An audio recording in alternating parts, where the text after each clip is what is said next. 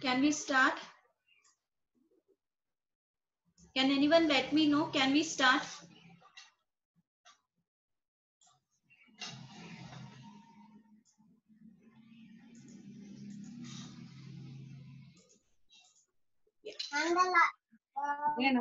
So good afternoon, everyone. In the last class, we had seen the different types of ROM and different types of RAM. So today we will see what are the sensors, actuators, IO devices which we are using, along with the memory and all those things. So sensors, you know what is a sensor? It is nothing but a transducer which converts one form of energy to another form of energy. Okay, so that is what is a sensor. It will sense what is the temperature and gives the data in a readable form. So sensor acts as what? Input device. So it is either going to sense something, sense the temperature, or it is going to sense that amount of light incident, or it is going to sense that pressure, water level, whatever. So it will sense the given input and then gives you the data in a readable form. So that is the sensor. So it acts as a input device. So one example which they have given is Hall effect sensor, which measures the distance between the cushion and the magnet in the smart running shoes from Adidas, because that is what the example taken here. So that is why they have mentioned this here. Hall effect sensor. Okay, so what is an actuator? Actuate something. Actuate in the sense moving, move something. Okay, actuate means motion. So a transducer, actuator is a device which converts any form of, electrical energy to a mechanical energy or a motion. Okay, it converts the corresponding signal to a motion. So it acts as an output device. So in the same thing, the example which is considered, that is a shoes which have that thing, shock absorbing effects based on all to adjust those things. You will use a Hall effect sensor there and micromotor actuator. So this will adjust the position of this cushioning element in the shoes. Okay, so sensor is a device which converts one form of energy to the other form of, to the readable form. It gives you, it is transducer is one which converts one form to the other form. So your sensor, what it will do, it will sense the input signal and gives you the data in a readable form. What is actuator? Actuate something, move something. So sense the signal and convert that into a physical action or motion. So that is the actuator. So consider sensor as a input device. We will consider sensor as a input device. Actuator is considered as a output device. We are going to move something. Yeah. So one example which is considered is the shoes designed by Adidas people. So smart running shoes. It is called as smart running shoes is one example. So it will have the sensor which senses the, that is what is given. It senses Hall effect sensor is used, which measures the distance between the cushion and the magnet. Okay, once that how does it adjust the shock absorbing characteristics is based on whether the person is in motion, whether is running fast, what is his body weight, what is his style of running, everything, all that is considered, and it will customize based on all these parameters. Okay, so in order to sense all these things, it has to sense now how much pressure is being applied on the shoes, so that is a body weight, what pace is going. So there should be a sensor which senses these things, and it will tell the same thing. It will give this reading to the microprocessor. From microprocessor, this actuator will get the information and it will adjust this cushioning effect. Okay, it controls the cushioning as per the commands from the microprocessor. You would have written a program, say if the pace is so much, if his body weight is so much, how much should be, what and all parameters to be adjusted, how much should be the cushioning effect provided.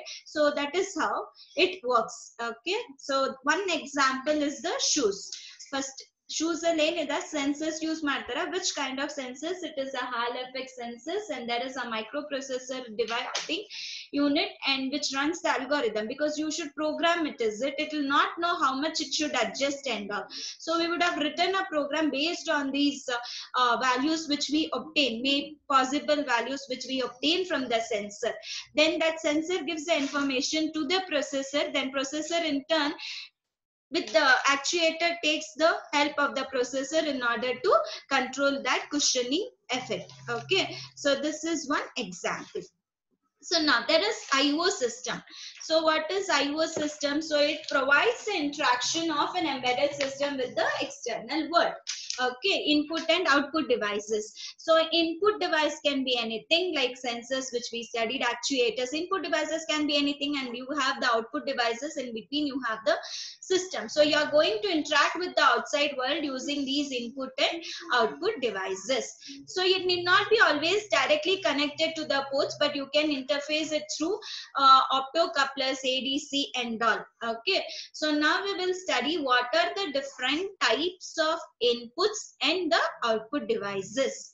Okay, I/O subsystems are nothing but which facilitates us to interact, any embedded system to interact with the external world. So you have many input devices connected and many output devices connected, so that you can give the input data to the system, process it, and then the output can be expressed in terms of like voltage or your current, or displaying like LED, LCDs, whatever. So that is what is between the input and the output. And always remember that we need not always connect an input device directly to the ports of a system. It can be through some other thing, because sometimes there will be a high voltage which shouldn't affect the system where you have connected. Okay, so we'll see one by one what are the I/O devices which we study, and then you have I/O subsystem. The first one output device which we study is an LED.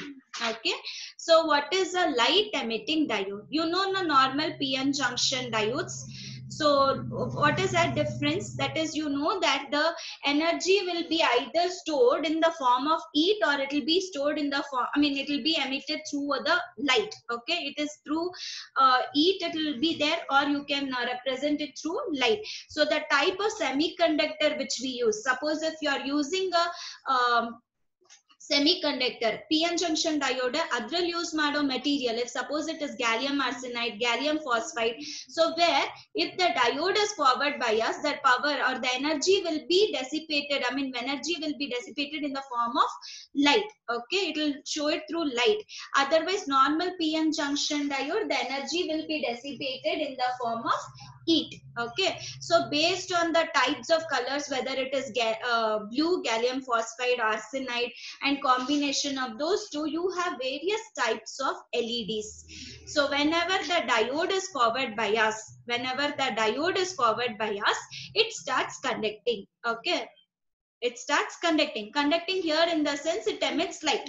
If LED is used, it emits the light. Whenever it is forward bias, the LED starts emitting the light. So why do you need this LED? Sometimes we need to know whether the device is on or off, whether you may show the output signal high using LED, or input signals can be shown at using LEDs. Like you have in logic trainer kits and all, it will glow. You will not know otherwise whether, even though if it is working or not, you will not know until whether it is on, or I mean whether the switches, on and off switches, are working correctly. So that can also be indicated through the LEDs, charging of the battery, and many other things. Clear? So LED is an output device, light emitting diode. It is just a normal PN junction diode. So normal PN junction ಅಲ್ಲಿ ಏನ್ ಮಾಡ್ತೀವಿ, silicon, germanium ಆ ತರ use ಮಾಡ್ತೀವಿ, where the energy will be dissipated in the form of heat. ಅದೇ ನಿಮಗೆ light ಬೇಕು ಅಂದ್ರೆ we change that semiconductor material which we are using. Okay, as I said, there are many types, gallium arsenide, phosphide and all, which you have studied in your basics. So based on the color you choose the thing. So here also, so when does this emit a light? Whenever the diode is forward bias, that is positive anode is connected to the positive terminal and cathode is connected to the negative terminal. So LED lane agutte, the longer terminal is anode and the shorter one is cathode.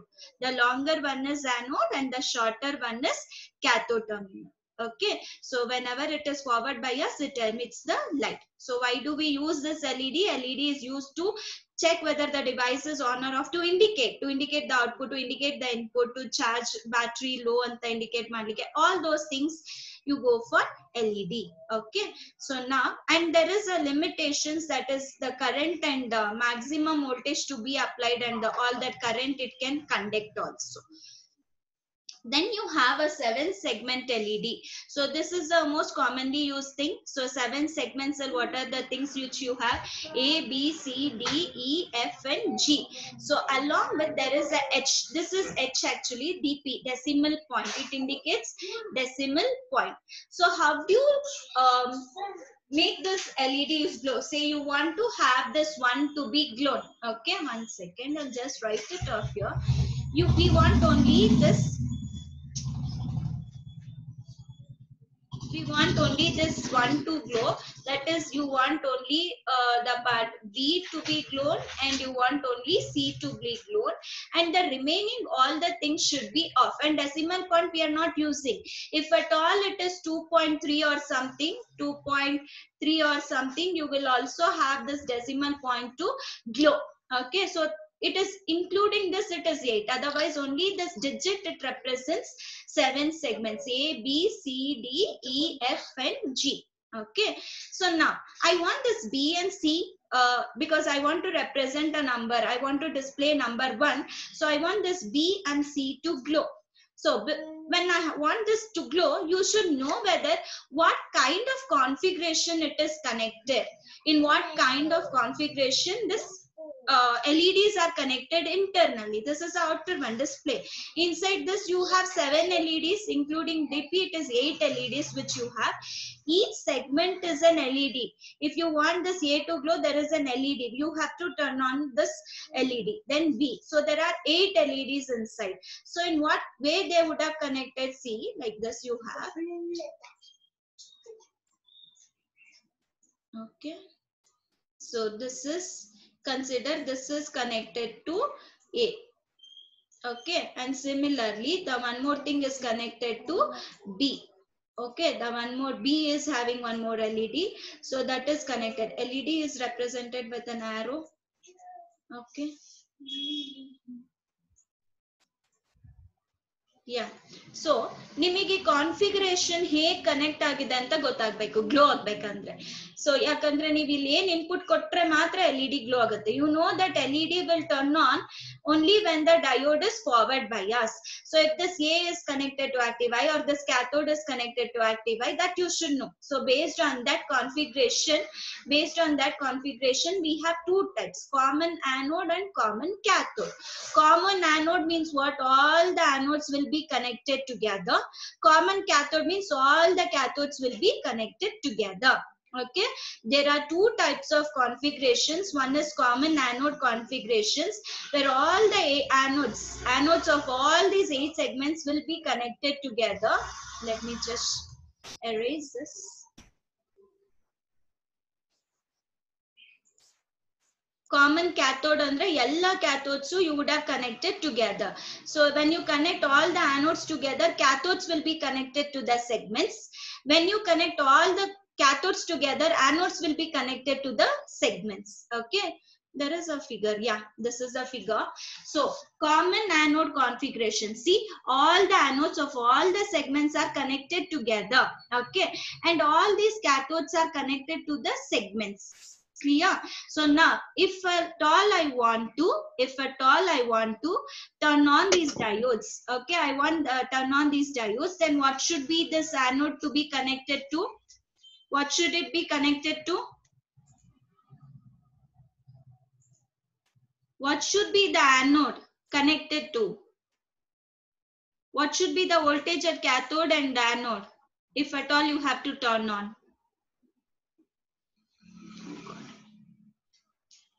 What it should be? You people there?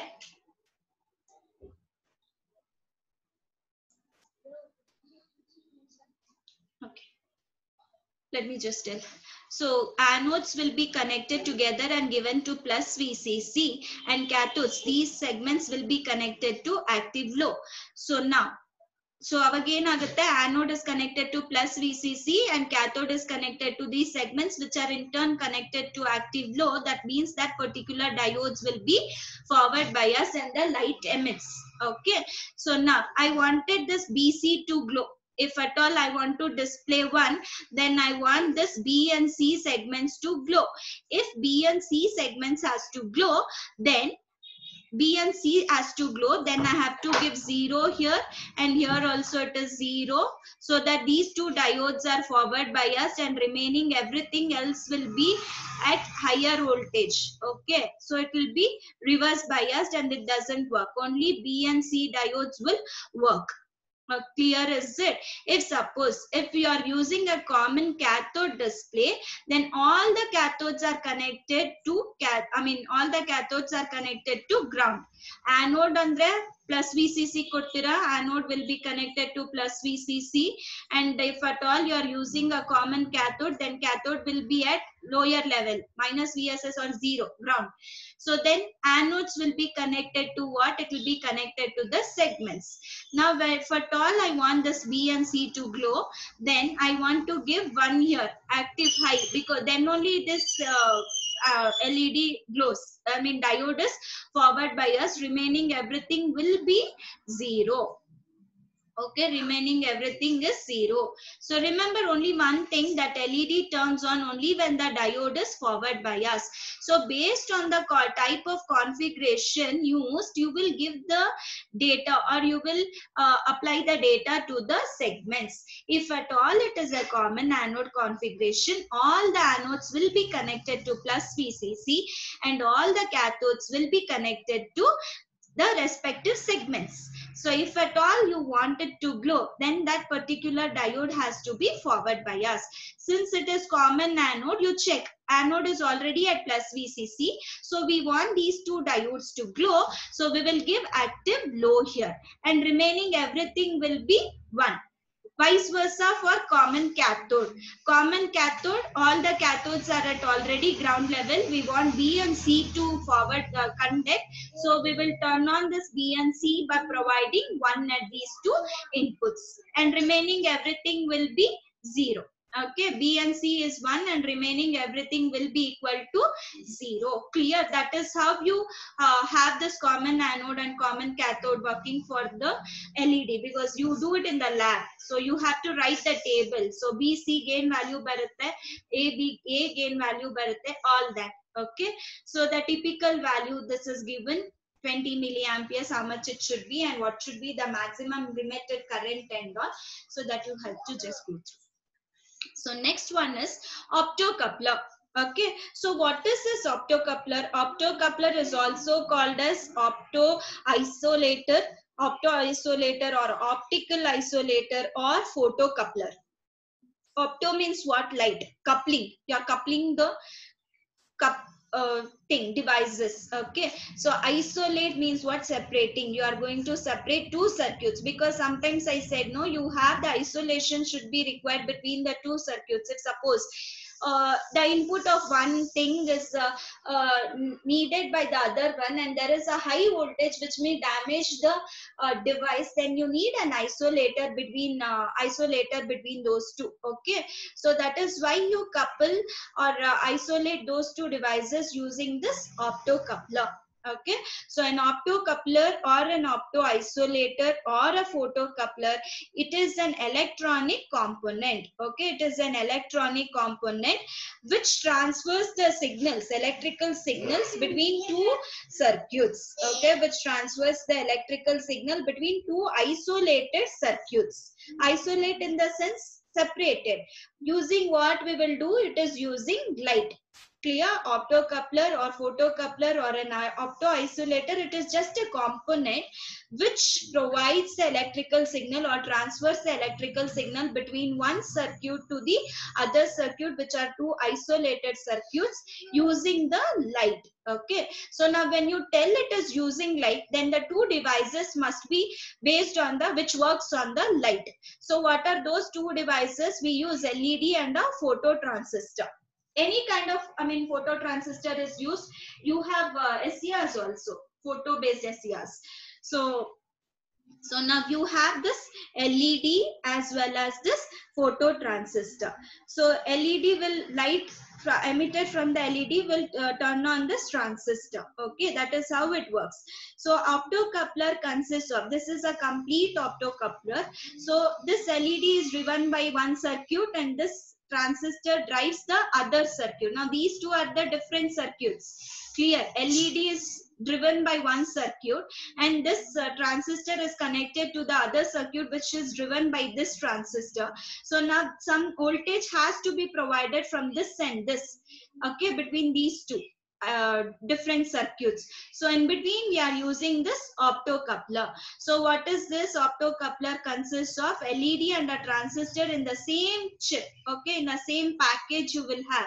So in between here is a space which is nothing but, it can be a glass, air or whatever, it is just a space there, hollow space. Okay, so it can be made up of using glass, air or any transparent thing. So now what it happens, so now whenever this may supply a voltage which turns on this LED, the LED will emit the light. When the LED is turned on, when it is forward bias, this LED will emit the light which falls on the phototransistor. So when the sufficient amount of light falls on the phototransistor, this transistor turns on and that energy is efficient, enough to drive the output circuit which is present here. Clear? So this can be used in either input circuits or the output circuits. That is what is shown. It can be either input side or it can be used on the output side. Okay, so there is electrical isolation between these two circuits, this circuit and this circuit, only using these two devices, photo LED and phototransistor. Okay, so now there is one more thing which you would have studied then. Yeah, that's it. So optocoupler is a device which provides the electrical isolation between the two circuits using the light. Opto means light. So this circuit is driving this LED. When the LED turns on, this light falls on the phototransistor, which in turn turns on the transistor, which drives the other circuit. So it can be used this side or this side. So basically it is used for isolation, circuit isolation, transformers agirbodu, high voltage separation, data communication, any kind of things. Okay, yeah. Then we have relay. Okay, there is one more switch. A relay, you know that it is an electromechanical switch. So what is relay? What does it consist of? It is just a coil. Okay, and there are two common types of thing, that is openly normally connected and normally open. So there are two types. It is called as NC. NC is normally connected relays and NO is normally open relays. Okay, it is just a coil which you have, and there is a switch which when the coil is energized, the switch either connects or the switch is made open. So there are two types. Basically, if it is a normally connected, already it would have been connected. When the coil is energized, the magnetic field, so when the coil is energized, this comes off. It is already in connection. Now it comes off. Okay, it is open. It becomes open. If it is normally open, when the coil,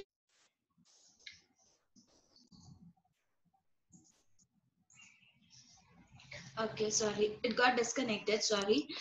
So when a voltage is applied to the coil, so the current flows through the coil and it generates a magnetic field. So either this contact point gets closed or it moves away. Okay, so it is based on this type of relay which you are using. Whether actually if it is already connected, when the coil gets energized, this becomes open switch. If at all it is open, then it gets closed. Okay, so that is a normally connected and normally open. And now you have two types here, which is called, this is single pole single throw normally open. This is normally open irutte, relay energize agid takshana close agutte. So innondu yavadu single pole single throw normally close. First to close agirutte. Sumo, can you please stop there? First to close agirutte, aamele relay energize agid takshana it becomes open. Okay, then you have another thing, single pole double throw. So it is,